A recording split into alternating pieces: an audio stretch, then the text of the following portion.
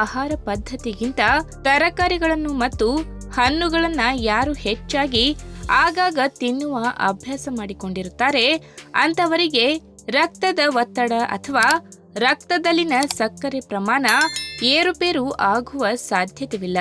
ಅದರಲ್ಲೂ ವಿಶೇಷವಾಗಿ ಯಾರು ತಮ್ಮ ಆಹಾರ ಪದ್ಧತಿಯಲ್ಲಿ ಎಲೆಕೋಸಿಗೆ ಹೆಚ್ಚಿನ ಮಹತ್ವ ಕೊಡುತ್ತಾರೆ ಅಂತವರು ಸಕ್ಕರೆ ಕಾಯಿಲೆಯಿಂದ ದೂರ ಉಳಿಯಬಹುದು. ಆದರೆ ಒಂದು ಅಚ್ಚರಿಯ ವಿಷಯ ಏನೆಂದರೆ ಎಲೆಕೋಸು ಬೇರೆ ತರಕಾರಿಗಳಂತೆ ಅಷ್ಟಾಗಿ ಜನರಿಗೆ ಇಷ್ಟವಾಗುವುದಿಲ್ಲ. ಇದು ಒಂದು ರೀತಿಯ ವಾಸನೆ ಹೊಂದಿರುವ ತರಕಾರಿಯಾಗಿದ್ದು ಬೇಯಿಸಿದರೆ ಬಾಯಿಗೆ ಅಷ್ಟಾಗಿ ರುಚಿಸುವುದೂ ಇಲ್ಲ. ಆದರೆ ಒಂದು ವೇಳೆ ನೀವು ಸಕ್ಕರೆ ಕಾಯಿಲೆಯನ್ನ ಹೊಂದಿದ್ದರೆ ವೈದ್ಯರು ಹೇಳುವ ಪ್ರಕಾರ ಯಾವುದೇ ಕಾರಣಕ್ಕೂ ನೀವು ಕ್ಯಾಬೇಜ್ ಅನ್ನ ಮಿಸ್ ಮಾಡಬಾರದು. ಏಕೆಂದರೆ ಇದೊಂದು ತರಕಾರಿಯಿಂದ ನಿಮ್ಮ ಸಕ್ಕರೆ ಕಾಯಿಲೆಯನ್ನ ನೀವು ಕಂಟ್ರೋಲ್ ಮಾಡಿಕೊಳ್ಳಬಹುದು. ಹಾಗಾದ್ರೆ ಎಲೆಕೋಸು ತಿನ್ನುವುದರಿಂದ ನಮಗೆ ಸಿಗುವಂತಹ ಆರೋಗ್ಯಕಾರಿ ಲಾಭಗಳ ಬಗ್ಗೆ ಇವತ್ತಿನ ವಿಡಿಯೋ ಮುಖಾಂತರ ತಿಳಿದುಕೊಳ್ಳೋಣ. ಅದಕ್ಕಿಂತ ಮುಂಚೆ ನೀವಿನ್ನೂ ನನ್ನ ಚಾನಲ್ಗೆ ಸಬ್ಸ್ಕ್ರೈಬ್ ಆಗಿಲ್ಲ ಅಂದ್ರೆ ಪ್ಲೀಸ್ ಸಬ್ಸ್ಕ್ರೈಬ್ ಮಾಡ್ಕೊಳ್ಳಿ, ಹಾಗೆ ಪಕ್ಕದಲ್ಲೇ ಇರುವಂತಹ ಬೆಲ್ ಐಕನ್ ಕ್ಲಿಕ್ ಮಾಡಿ. ಎಲೆಕೋಸು ಸಕ್ಕರೆ ಕಾಯಿಲೆಗೆ ಒಂದು ನೈಸರ್ಗಿಕ ಔಷಧಿಯ ಸ್ವರೂಪ ಎಂದು ಹೇಳಬಹುದು. ಆರೋಗ್ಯ ತಜ್ಞರು ಹೇಳುವ ಪ್ರಕಾರ ಎಲೆಕೋಸು ತಿನ್ನುವ ಅಭ್ಯಾಸ ಇದ್ದವರಿಗೆ ಸಕ್ಕರೆ ಕಾಯಿಲೆಗೆ ಔಷಧಿಗಳನ್ನ ತೆಗೆದುಕೊಳ್ಳುವ ಅವಶ್ಯಕತೆ ಬರುವುದಿಲ್ಲ. ಅಷ್ಟರ ಮಟ್ಟಿಗೆ ಇದು ರಕ್ತದಲ್ಲಿನ ಸಕ್ಕರೆ ಪ್ರಮಾಣವನ್ನು ನಿಯಂತ್ರಣಕ್ಕೆ ತರುತ್ತದೆ ಎಂದು ಹೇಳುತ್ತಾರೆ. ಇನ್ನು ನಿಮಗೆಲ್ಲ ಗೊತ್ತಿರುವ ಹಾಗೆ ನಮ್ಮಲ್ಲಿ ಒಂದೊಂದು ಬಗೆಯ ತರಕಾರಿ ಒಂದೊಂದು ರೀತಿಯ ಔಷಧೀಯ ಗುಣಲಕ್ಷಣಗಳನ್ನು ತನ್ನಲ್ಲಿ ಹೊಂದಿರುತ್ತದೆ.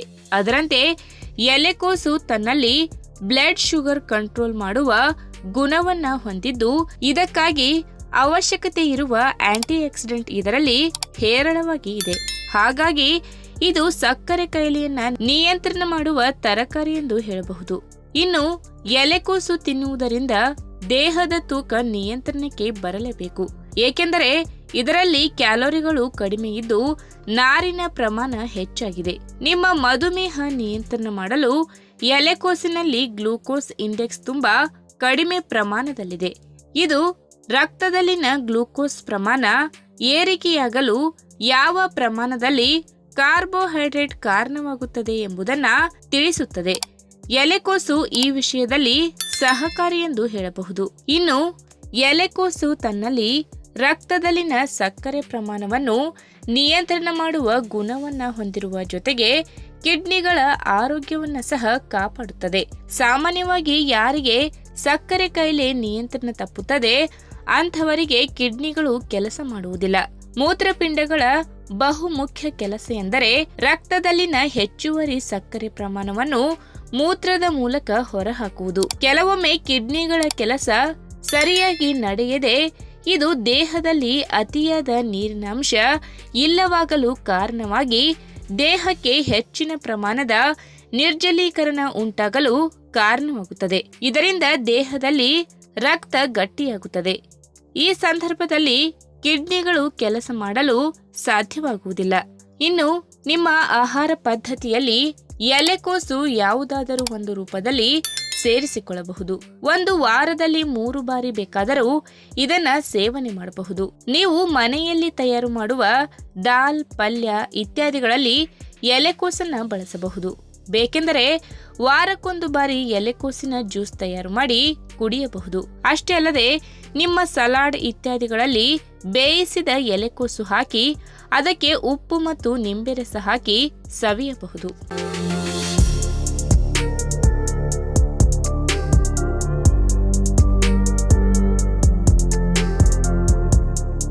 ತೊಂಡೆಕಾಯಿ ಒಂದು ಪೌಷ್ಟಿಕ ಸತ್ವಗಳನ್ನ ಒಳಗೊಂಡ ಆರೋಗ್ಯಕರ ತರಕಾರಿಯಾಗಿದೆ. ಇದನ್ನು ಸೇವಿಸುವುದರಿಂದ ದೇಹದಲ್ಲಿ ಅನೇಕ ಉತ್ತಮ ಆರೋಗ್ಯವಂತ ಬೆಳವಣಿಗೆಗಳನ್ನ ನಿರೀಕ್ಷೆ ಮಾಡಬಹುದು. ನೀವು ಸೇವನೆ ಮಾಡುವ ಇತರ ತರಕಾರಿಗಳ ಜೊತೆ ತೊಂಡೆಕಾಯಿನ ಸಹ ಬಳಸಬಹುದು. ತೊಂಡೆಕಾಯಿ ಪಲ್ಯ, ಸಾರು, ಸಾಗು ಎಲ್ಲವೂ ಸಹ ಹೋಟೆಲ್ಗಳಲ್ಲಿ ಫೇಮಸ್. ಮನೆಯಲ್ಲೂ ಸಹ ಮನೆ ಮಂದಿ ತೊಂಡೆಕಾಯಿ ಲಾಭವನ್ನ ಪಡೆದುಕೊಳ್ಳಬಹುದು. ಹಾಗಾದ್ರೆ ತಜ್ಞರ ಪ್ರಕಾರ ತೊಂಡೆಕಾಯಿ ತಿನ್ನುವುದರಿಂದ ಯಾವೆಲ್ಲ ರೋಗಗಳು ಬರುವುದಿಲ್ಲ ಎಂಬುದನ್ನ ಇವತ್ತಿನ ವಿಡಿಯೋ ಮುಖಾಂತರ ತಿಳಿದುಕೊಳ್ಳೋಣ.